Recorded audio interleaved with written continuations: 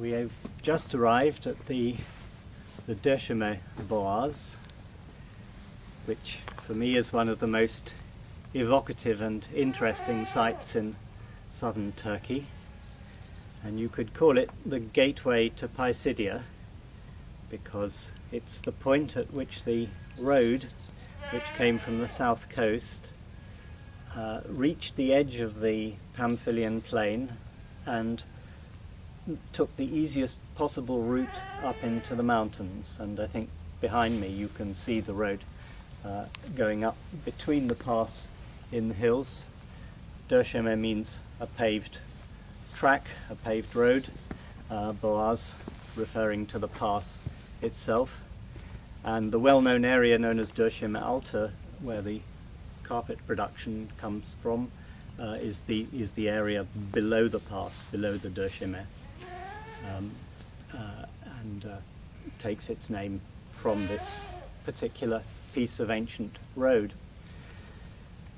The road in question is probably the most important road across western Turkey, certainly southwestern Turkey, in ancient times. It began in Side and came past the ancient cities of Aspendos and Perge, reached this point, and then went into the mountains, and then went directly northwest to reach the area of modern Denizli, ancient Laodicea, where it divided, and you could either go west to Ephesus or you could go north, keep going northwest to Pergamon. And that area defines the first Roman province in Turkey, in Asia Minor, in Anatolia, which was called the province of Asia, which stretched from Side to Pergamon, and indeed north of Pergamon.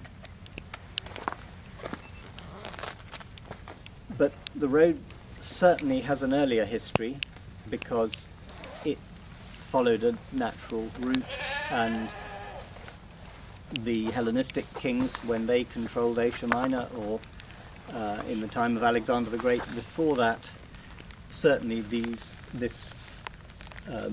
natural line of connection was used.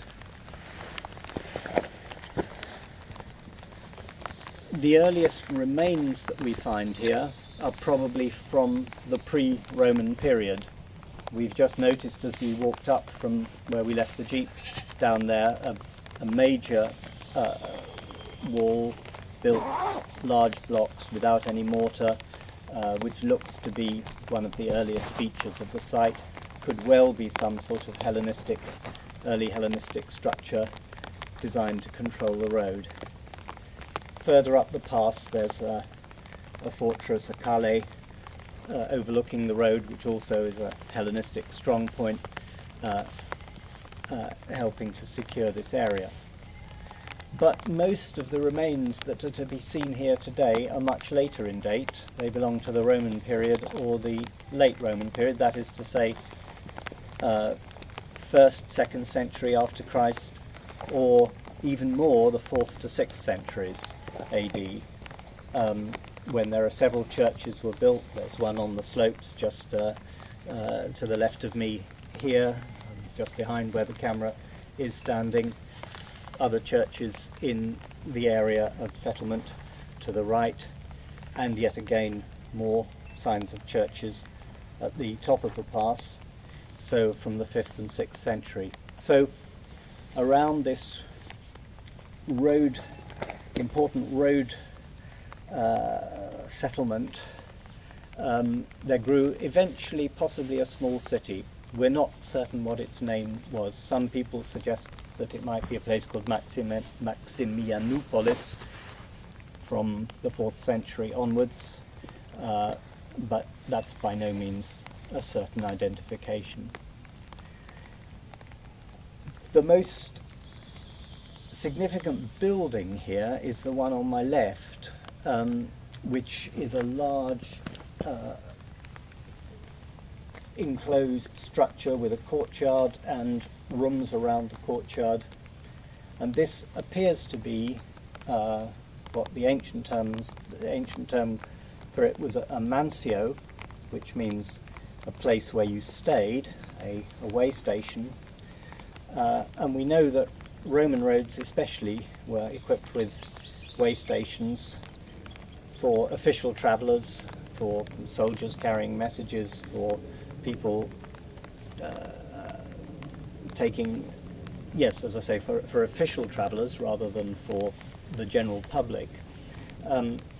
Every 20, 30 kilometres along the route, which were designed, they gave you shelter, but they also were a place where you could change your horses, and you'd, for fast messages, your messenger service would arrive on horses, leave the tired horses that they'd used for the previous section, swap them for new horses, and go on to the next mansio.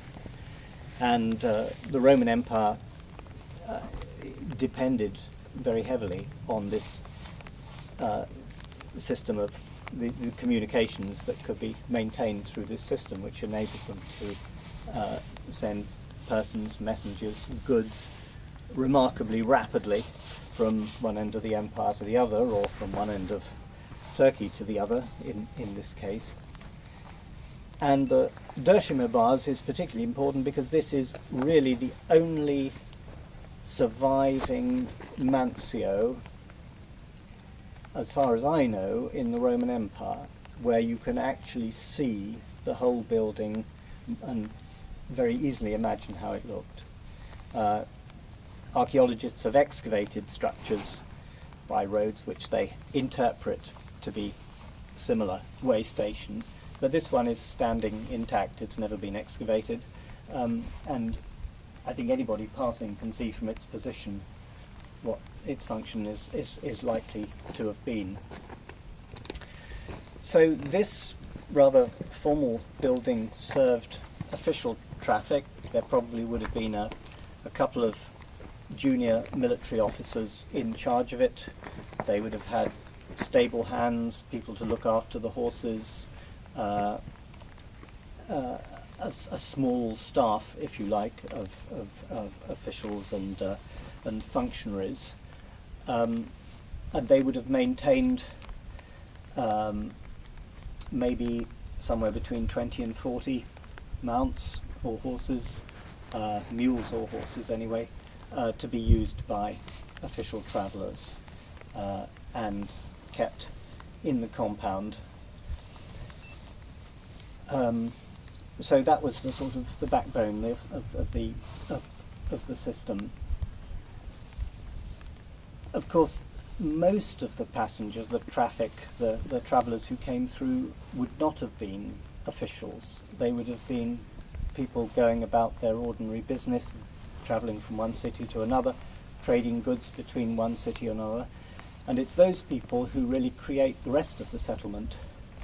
Their needs have to be looked after. There would have been smaller private pensions and hotels and places for them to stay, get food, and it would be exactly like a truck stop in a modern setup, or the equivalent. Behind camera, I'm looking back towards the Pamphylian plain. In fact, we have one of the largest structures here, a very large enclosed area with walls of late antiquity, which I suspect may have been a point where goods were brought together, produce from the Pamphylian plain, whether it was grain or fruit or dried fruits or other products, before it could, and collected there before it was shipped up into the mountains, or vice versa, where goods were brought down, collected there before they were dispersed to the various market cities of the plain below. So the function of this site was both official, in the sense that official travellers had a resting point here, and they all passed through, and also of course serving the much wider needs of the private economy. The Döseme Bogazı is also one of the luckiest sites in Turkey. Lucky in that it exists at all. I always think this is the most startling thing. Until 1880, all travellers in this part of Turkey used this route. All the European travellers who've left accounts of coming through Pisidia to Pamphylia describe, usually in ways that are rather hard to recognise, travelling down this route.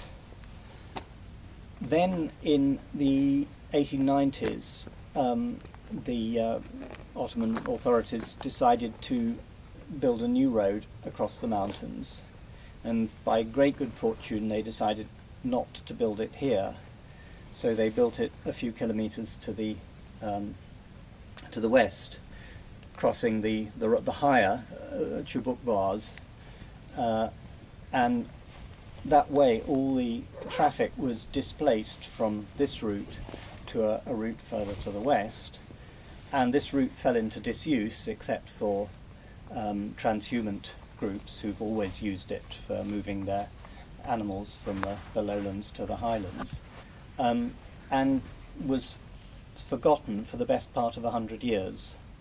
And it's remarkable that archaeologists paid no attention to it at all. In fact, didn't even know that it existed, or if they knew, they didn't tell anybody until the 1980s. And I think it was David French, who did a massive study of the roads of Turkey, who homed in on it again and drew attention to its importance. And since then it's become justifiably a place which has attracted both archaeologists and ordinary visitors, because they can see a wonderful stretch of Roman road with all these features attached to it. And if it hadn't been for that decision of the Ottoman government in the 1890s to put the new road to further west, we wouldn't have this, because they'd have built highways down here, and this would all have been dynamited and blasted, and there would have been hardly anything left to see today. So one can be very thankful for that. I worked here myself in 1995. I had a team working both at Sia, which we're going to see shortly, and here, and at Bardemach. We were working all three places. David French, however, had done a survey here a few years before me in 1991. For this site I was finishing off work he'd started. It's a relatively easy site to work on compared to some of the mountaintop sites, which are very, very rugged and difficult to get around and to measure, whereas here you can more or less see the site and put up a theodolite and an instrument and take measurements and get it planned. So the actual recording of this site was relatively easy. I have to say we still haven't completed the final publication of it, which is a job to be finished. And one of the interesting things would be actually the study of the road surface itself. If you walk along it, you'll see that there's not just one road there, but there are several roads, in that surfaces have been relaid one over the other, and in some places up to 4 different levels. So we should be able to reconstruct a sort of chronology of the road even without excavating it, or at least get a relative chronology of the road, which is something that's not often possible to do. Yes, well, I think we should walk up it, and then if we're met at the top, we can look at the features at the other end. We've now come to the top end of the Döseme Bogazı. It's taken us about 45 minutes to walk from where we were at the Roman Mancio, and the road here passes through almost a sort of gateway, but narrowed by walls on either side, probably so that you could collect customs tolls or dues, or in some way or other control the traffic coming through. So we're now emerging into the first lowest level of the Pisidian uplands. What's particularly interesting at this point is that there is a Roman milestone preserved at the side of the road. It's probably very close to its original position, although it seems to have been reused as a doorpost and an entry into a building, or maybe it's in its original position and they built the building around it. This milestone is in Latin. You can hardly read it now. It was put up by the Emperor Augustus in 6 BC, and it marks the distance from the Roman colony of Pisidian Antioch, which lay 135 miles to the north of here along this road, as measured by the Roman surveyors. So Pisidian Antioch therefore was a very important place, sufficiently important that they used it as the measuring point, the central point from which distances were measured even as far down south as here, 135 miles away. The road is, I think, particularly important for early Christian history, because it seems to me almost certain that this is the route that St. Paul took when he came on his first journey bringing Christianity to Anatolia in round about AD 50, 48, 49, 50 AD.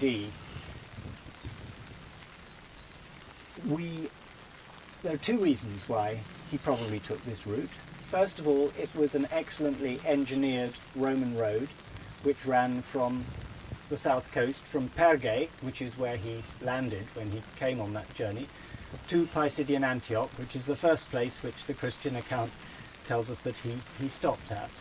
So we know the road went exactly from his starting point to his destination point. But the other reason is perhaps even more interesting. When St. Paul was on that journey, the previous place he visited was Cyprus, Paphos in Cyprus, where he and his companion had gone to the court of the Roman governor, a man called Sergius Paulus, and according to the Acts of the Apostles, the Christian account, he so impressed Sergius Paulus that Paulus became a Christian. And it's at that moment that St. Paul chooses to take the name Paul. He changes his name from Saul, which was a Hebrew name, to Paul, Paulus, which is a Roman name. But the next destination, the next place we're told where he did anything, is Pisidian Antioch. And we found out subsequently through inscriptions that the place that Sergius Paulus was born in, where his family lived, was Pisidian Antioch. He was a native of Pisidian Antioch. And it seems to me pretty well obvious that it was he, the governor, who advised Paul, go up to Antioch. My relatives will look after you, my people will look after you. I will give you letters of recommendation. And that explains why he took this particular journey from Cyprus across to the Turkish coast, to Perge, and then up this road through the Döseme Bogazı and eventually to Pisidian Antioch. So in terms of the Christian history of Asia Minor, this road is a historic road. This is the first road on which, as it were, Christian feet trod in on this continent, on this subcontinent, shall we say. So not to be overlooked by visitors to the Döseme Bogazı. I've explained why I think this is the road that St. Paul took. If you look at a map of Turkey, it's not the most direct possible road to between Perge and Pisidian Antioch. That runs, in fact, roughly through Pednelissos and Adada, Eridir, and up to Yalvaç, Pisidian Antioch. But that route has never been followed by a major Roman road marked by milestones. It was a non-obvious route through difficult mountain territory. And I think it's very unlikely that St. Paul, who was clearly advised by Romans about the route he should take, would have taken such an obscure, off-trail route. It's an excellent route for trekking and wonderful for scenery, but it's unlikely to be the actual road that a sensible missionary would take who was aiming at the sort of centres of major Roman centres of power in Asia Minor.